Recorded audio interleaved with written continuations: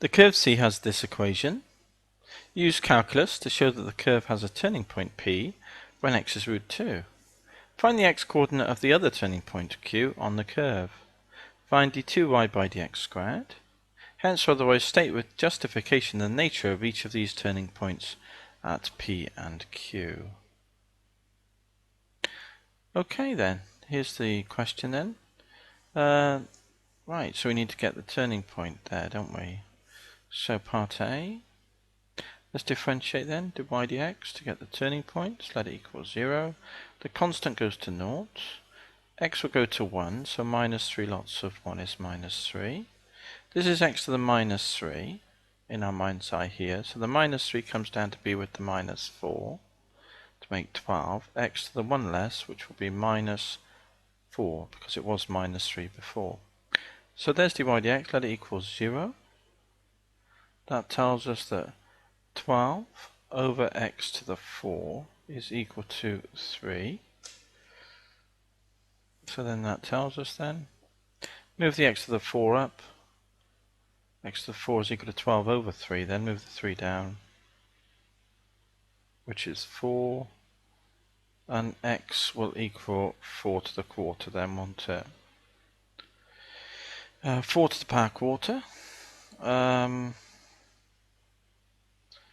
which is 2 plus or minus the square root of 2, isn't it? So that's what we have. Those are the two values. So we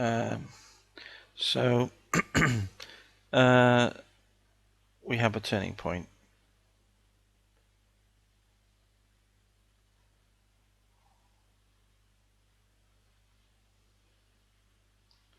At x equals root 2 then. Find the x-coordinate of the other turning point. That was B, wasn't it? Q has x-coordinate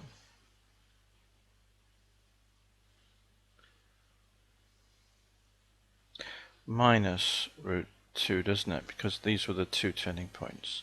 Find d2y by dx squared. Okay, let's have a look at that then. So part C. Differentiate once more then.